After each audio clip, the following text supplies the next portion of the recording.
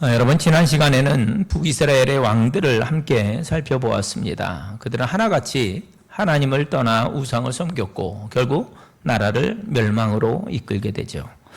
오늘은 시선을 이제 남유다로 이렇게 돌려보겠습니다. 당시 남유다의 왕은 아하스예요. 아하스. 근데 안타까운 것은요, 이 아하스 곁에는 하나님의 말씀을 전하는 이사야 선지자가 있었어요.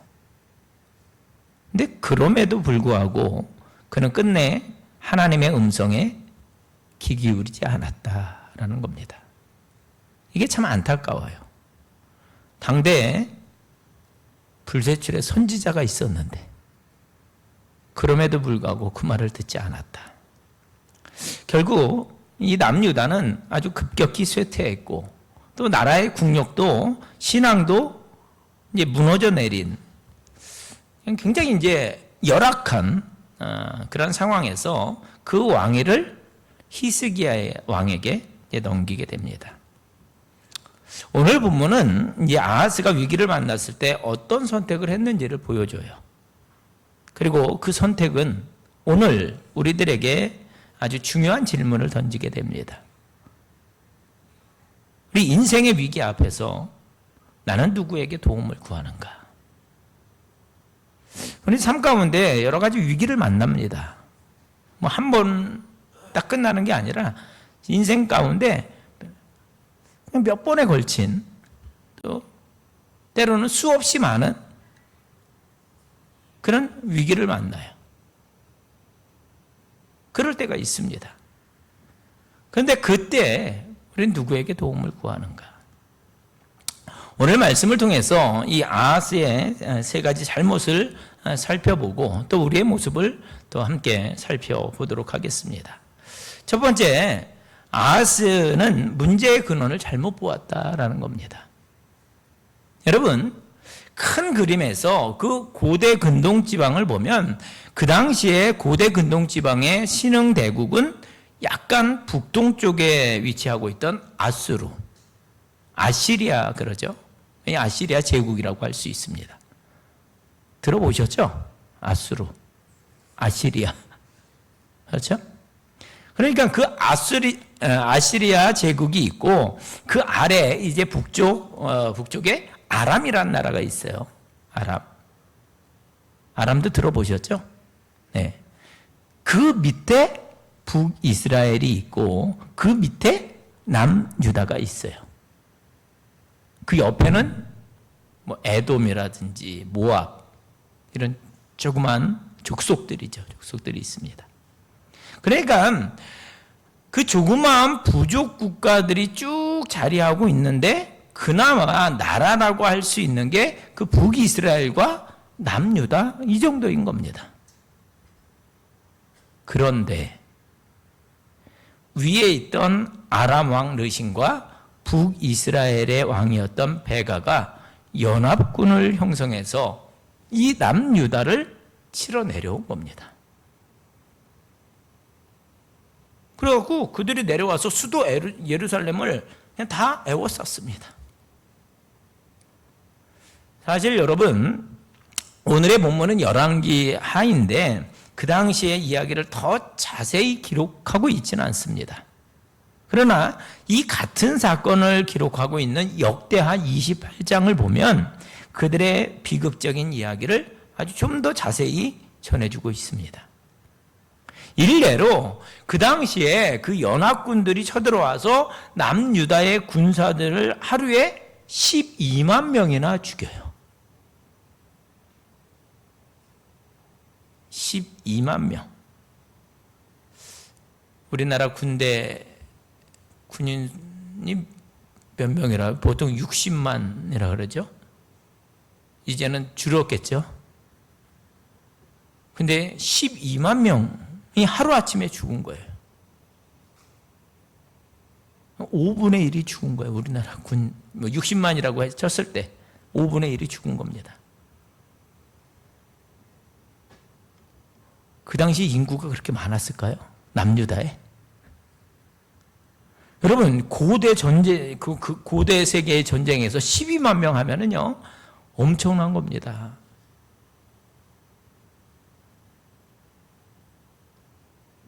옛날에 10만 대군 양성설 뭐 이런 거 있었잖아요. 10만 대군 엄청난 군인 숫자예요. 근데 그 당시에 12만 명이 하루아침에 죽었다니까요. 끔찍한 거죠. 아마 유다 역사상 가장 끔찍한 사륙이었을 겁니다. 근데 보세요. 이게 북이스라엘이 거기 동참했잖아요. 그러면 이건 동족상잔의 비극인 겁니다. 북이스라엘과 남유다는 원래 한 나라였잖아요. 그런데 그런 비극이 일어나는 거예요. 그뿐이 아니라 그들의 남겨져 있는 여자들 그리고 이제 아이들을 포함해서 20만 명이라는 이들을 포로로 잡아서 끌고 갑니다. 이걸 보면 남유다는요 거의 망했다. 그렇게 봐도 과언이 아닌 거예요. 그런데 다행인 것은 기록에 의하면 이 20만 명이나 되는 이들을 북이스라엘로 끌고 가 그들을 노예로 팔려고 하는 거죠. 옛날에. 그 당시에 노예가 다 돈이잖아요. 그런데 사마리아 땅 그들의 수도 근처에 이르렀을 때 갑자기 오뎃이라고 하는 하나님의 선지자가 나타나서 그 북이스라엘 사람들을 막 책망합니다. 엄청 강하게 책망하는 거예요. 야, 어떻게 같은 이스라엘 민족이고 한 하나님을 섬기던 너희가 동족에게 이렇게 악한 끔찍한 일을 행할 수가 있느냐.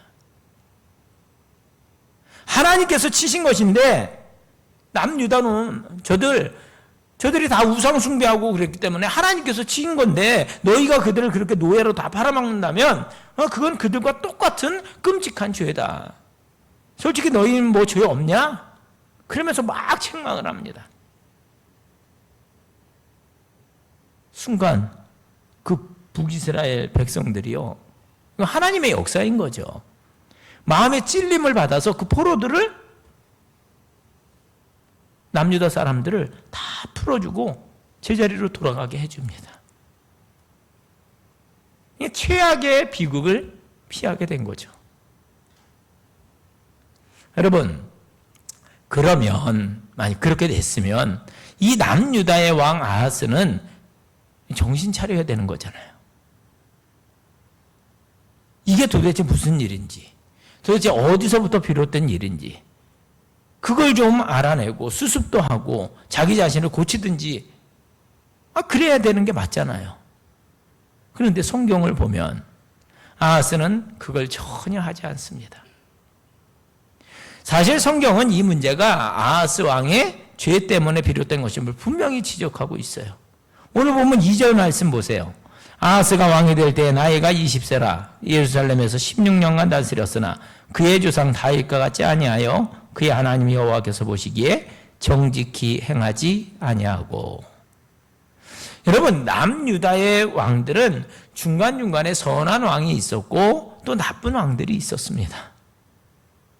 그는 하나님 앞에서 정직히 행하지 않았대요. 또 이어지는 3절 4절 말씀을 보면 그는 이방인들의 우상 숭배 관습을 그대로 가지고 와서 혼합 종교를 만들어 버렸어요.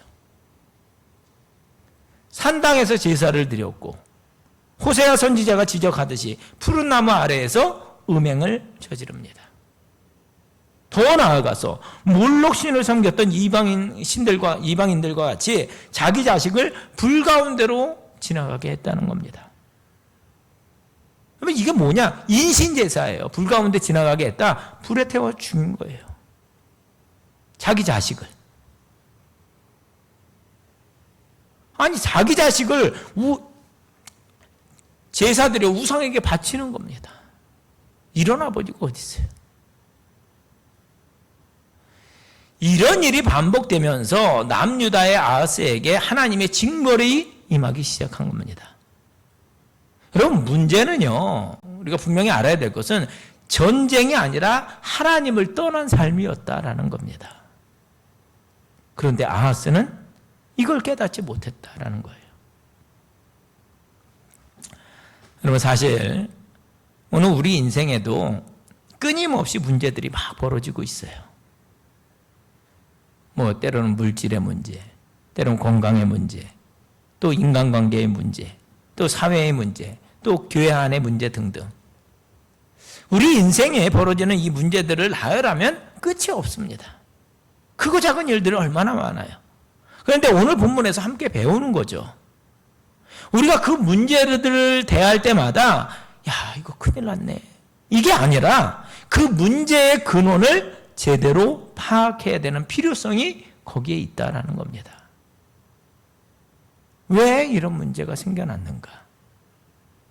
그때 가장 먼저 해야 할 일은 왜 이런 일이 왔느냐? 이걸 하나님 앞에서 묻는 거예요. 왜일까? 성경을 보면 고난에는 여러 이유가 있습니다. 어떤 고난은 죄를 깨닫게 하기 위한 하나님의 징계일 수 있어요. 어떤 고난은 하나님께 다시 돌아오라는 부르심일 수 있습니다. 또 어떤 고난은 우리의 믿음을 성숙하게 하시는 훈련일 수도 있습니다. 중요한 것은 원인을 사람에게서 찾기 전에 하나님 앞에 먼저 서는 것, 여기에 있다라는 겁니다. 여러분 항상 어떤 문제가 내 안에 다가왔을 때 이 사실을 기억하시고 사람에게서 찾기 전에 하나님 앞에 먼저 서는 그런 성숙한 신앙인들이 될 수 있길 바랍니다. 자, 또 한 가지는 아하스는 참 도움의 근원을 잘못 찾았다라는 거예요. 자, 위기를 만난 아하스는 하나님께 나아가지 않았습니다. 여러분, 이사야서 7장 11절 이하에서 하나님은 아하스에게 반복해서 말씀하십니다. 지금 너를 에워싸고 있는 저 아람과 북이스라엘을 두려워하지 말라. 도리어 너희 진짜 적은 저 아수르라고 그렇게 말씀하세요. 그런데 그때조차도 아하스는 귀를 막습니다. 듣지 않아요. 그리고 참 도움의 근원이신 여호와 하나님 그분이 아니라 자신을 멸망시킬 그 아수르에게 도움을 청합니다. 근데 그게 자충수였다라는 거예요. 참 도움은 여호와에게서 와야 되는데 참 도움의 근원을 여호와 하나님이 아니라 아수르 강대국에게로 향했다는 겁니다. 그는 북쪽의 강대국 아수르에게 이제 사람을 보내 도움을 요청합니다. 그리고 이렇게 말합니다. 7절. 나는 왕의 신복이요 왕의 아들입니다. 여러분 충격적인 고백이에요. 하나님의 백성이 하나님의 종이 아니라 세상 왕의 종이 되겠다고 선언한 거예요. 더 안타까운 것은 이것이 잠시 성공하는 것처럼 보였다는 거예요.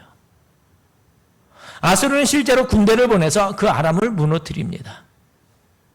겉으로 보면 문제가 해결된 것처럼 보여요. 그러나 그것은 진짜 도움이 아니었다라는 거예요. 잠시 후에 남유다는 오히려 아수르의 속국이 되었고 더 큰 고통을 당하게 됩니다. 자, 우리들 얘기를 해보죠.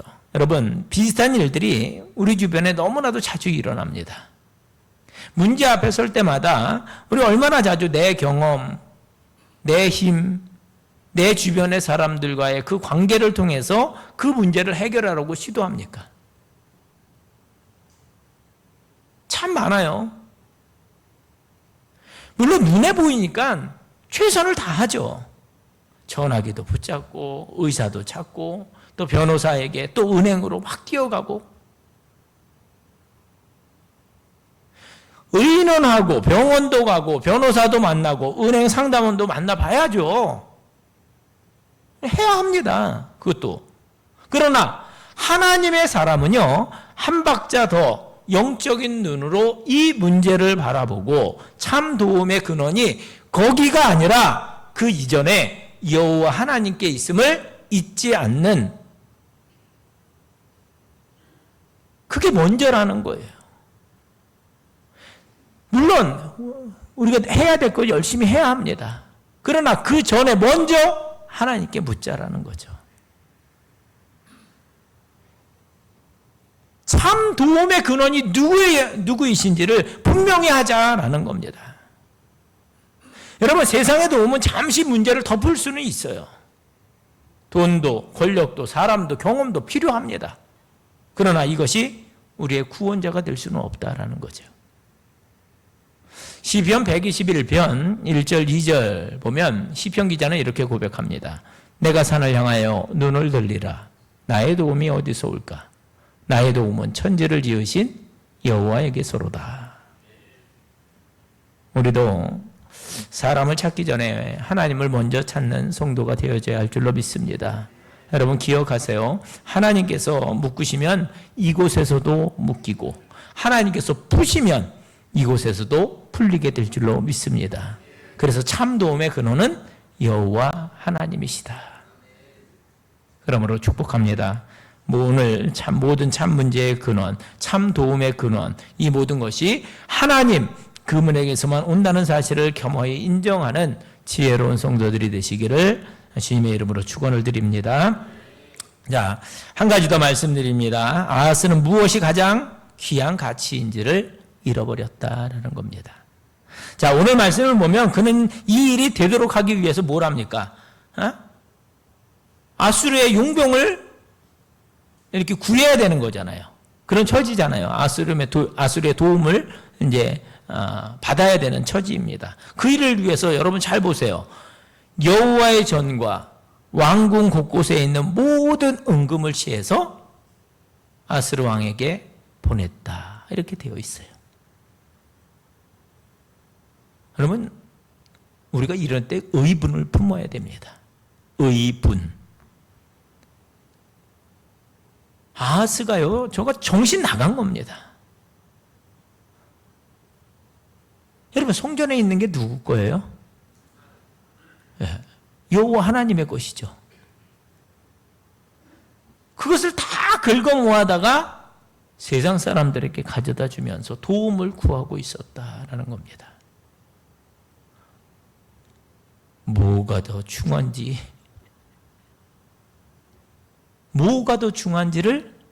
저가 전혀 분별하지 못하고 있다라는 거죠. 여러분, 더 경악할 일이 있어요. 오늘 함께 읽은 본문 바로 그 뒷줄에 보면 아람하고 북이스라엘을 혼내준 아스르 왕이 다 정복한 도시 다메섹에서 전승 파티를 엽니다. 그런데 초대도 하지 않았는데 남유다 왕이었던 아하스가 거기를 또 쫓아가요. 그리고 그 승전 파티에 참석을 했다가 그냥 눈이 도는 경험을 해요. 왜냐하면 그곳에 있는 그 아수르 사람들이 섬기고 있던 신상, 그 우상들을 가지고 와가지고 그것들을 꾸며놓은 걸 보고 입이 떡 벌어진 겁니다. 아하스가. 그리고 야, 저 대국에서 섬기는 신이라면 저 정도는 돼야지. 그리고 그걸 그대로 그리게 해요. 그리게 합니다. 그림 솜씨가 좋은 그 사람을 데려다가 그걸 그리게 해요. 그리고 그걸 가지고 가서 하나님의 성전 예루살렘 성전에다가 똑같이 꾸며요. 그리고 우상을 섬기게 하는 거예요.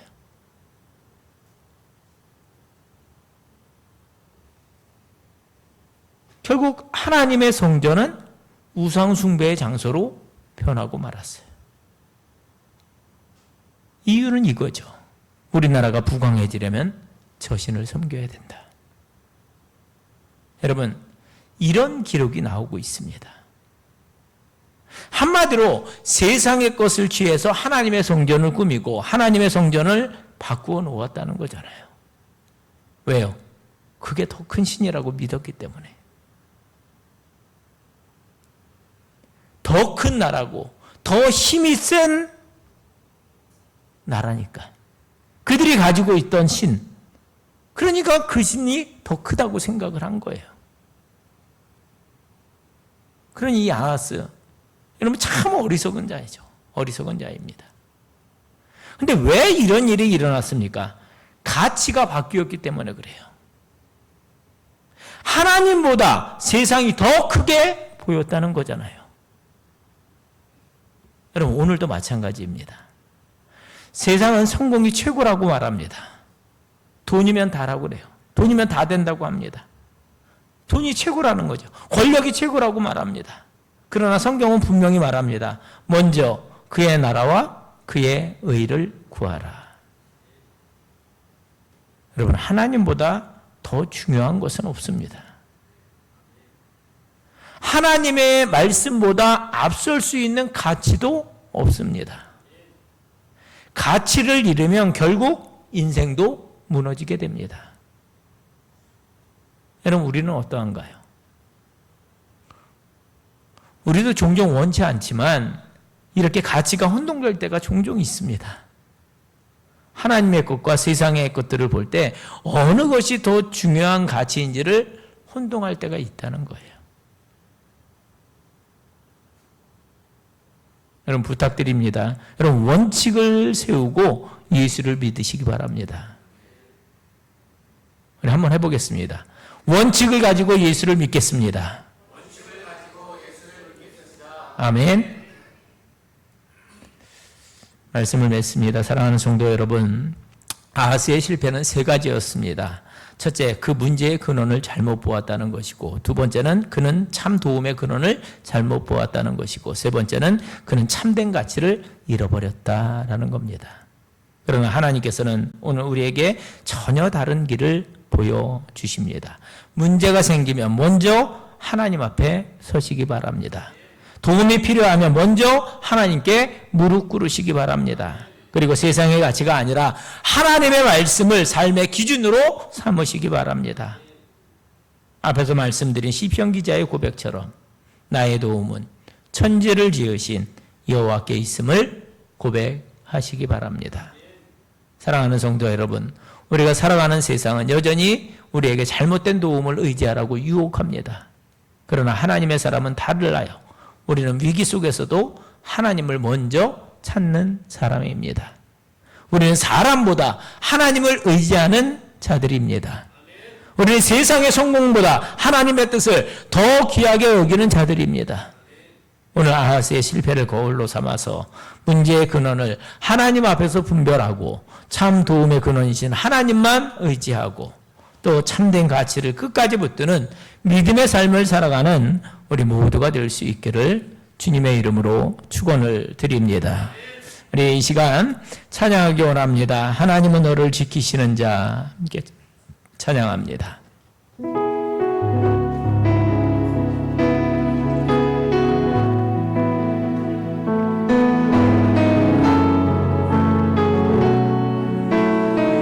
하나님은 너를 지키시는 자, 하나님은 너를 지키시는 자, 너의 우편에 그늘 되시니 낮의 해와 밤의 달도 너를 해치 못하리. 하나님은 너를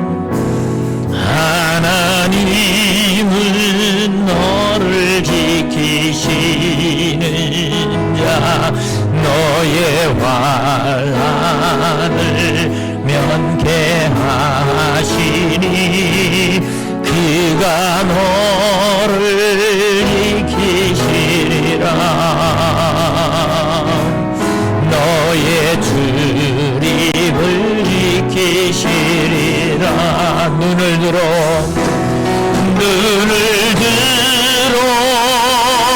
산을 보아라. 너의 돈 어디서나 전지으신 너를 만드신 여호와께로. 우리 다시 한번 찬양합니다. 하나님은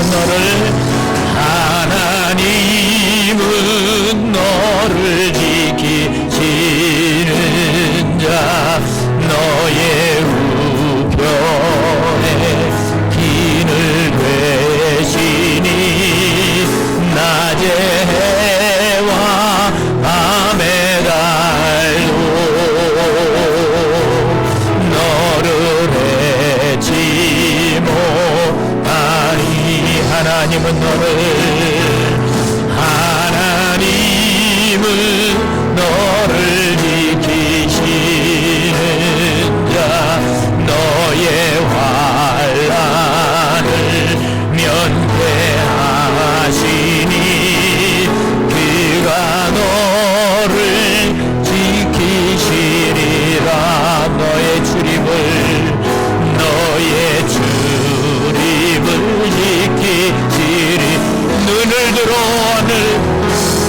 눈을 들어 산을 보아라.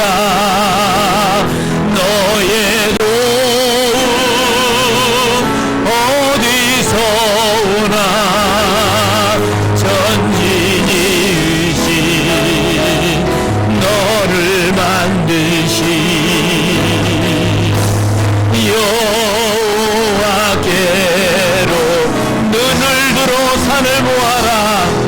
눈을 들어 산을 보아라.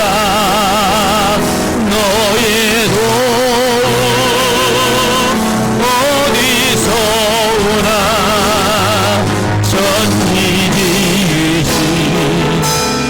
너를 만드신 여호와께로다.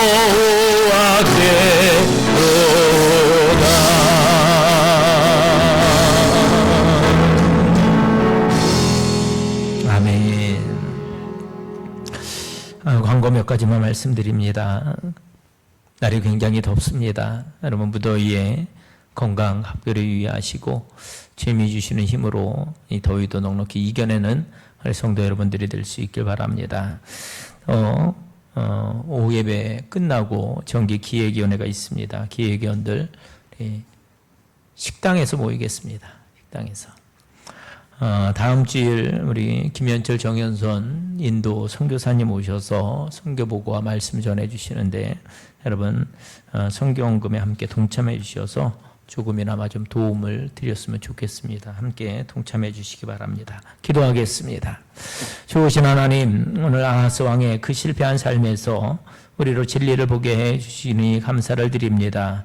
우리들의 인생에 때때로 다가오는 그 어려움을 믿음의 눈으로 바라보아 그 문제의 근원을 바르게 알게 하시고 그 일에 참 도움이 결국은 여호와 하나님이심을 깨닫게 하시고 나아가 우리의 삶의 모든 부분에 참 가치가 하나님과 관련된 것에서만 찾아짐을 우리 모두 다시금 알게 해 주시옵소서. 혹시 우리들 가운데 사도 바울은 배설물로 여겼다고 말하는 것을 그것만 쫓아가는 이들 없게 해주시고 예수를 바르게 믿고 우리 삶의 모든 부분이 하나님께서 인정하시는 것들과 연결되어지고 또 신앙의 성숙을 위해서 선행되어지는 우리 삶의 모든 영역과 또 그런 성도들의 삶 우리 모두 되게 해 주시옵소서.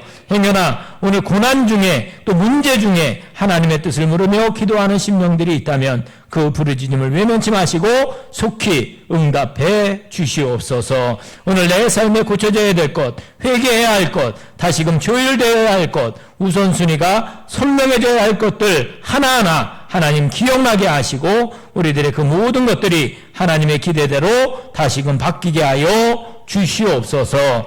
이제는 우리 주 예수 그리스도의 크신 은혜와 하늘 아버지의 그 크신 사랑하심과 성령 하나님의 감화 감동 내주 교통 인도하심이 말씀으로 주신 것들이 내 안에 깨달아지고 또 그 말씀대로 순종하며 살아가고자 하는 선한 결심이 찬양과 기도와 말씀으로 하나님 앞에 우리 삶을 다시금 재조율한 사랑하는 모든 성도들의 인생길과 또 돌아가는 발걸음 위에 이제로부터 영원토록 함께하여 주시기를 간절히 축원하옵나이다. 아멘. 주 영광 받아주시고 이끌어 주시고 신실하신 아버지 하나님의 은혜로 채워주시옵소서.